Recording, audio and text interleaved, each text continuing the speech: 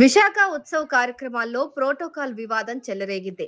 విశాఖ ఉత్సవ్ కార్యక్రమం ఈ నెల 24 నుంచి మొదలైన సంగతి తెలిసిందే. మొత్తం 9 రోజుల పాటు ఇది జరగనుంది. ఈ ఉత్సవాలకు రాష్ట్ర ప్రభుత్వం 8 కోట్ల రూపాయలు ఖర్చు చేస్తోంది. శ్రేయాస్ మీడియా అనే ప్రైవేట్ సంస్థకు ఈ నిర్వహణ బాధ్యతలు అప్పగించింది.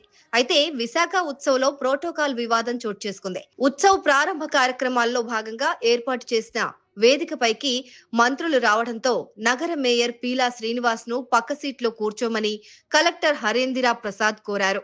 దీంతో మేయర్ తీవ్రంగా మనస్తాపానికి గురయ్యారు. అలిగి అక్కడి నుంచి వెళ్లేందుకు మేయర్ సిద్ధమవడంతో కలెక్టర్ ఆయనను బుజ్జగించే ప్రయత్నం చేశారు. అయినా మేయర్ పట్టించుకోకుండా వెళ్లిపోయారు. ఇక మంత్రులు వంగలపూడి అనిత, దుర్గేష్, టీడీపీ రాష్ట్ర అధ్యక్షుడు పల్లా శ్రీనివాస్ కూడా ఆయన్ను వేదికపైనే ఉండాలని కోరారు. ఎవరి మాట వినకుండా మేయర్ అలిగి వెళ్లిపోయారు. ఇందుకు సంబంధించిన వీడియో ప్రస్తుతం సోషల్ మీడియాలో వైరల్ గా మారింది.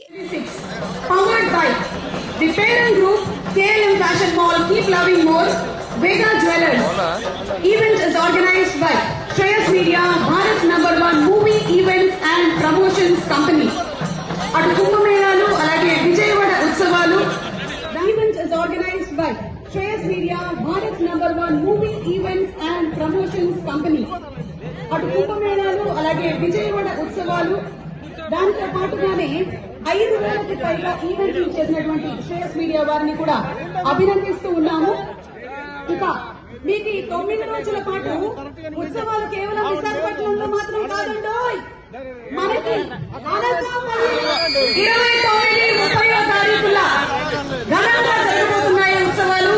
అలాగే అరకులో కూడా 30, 31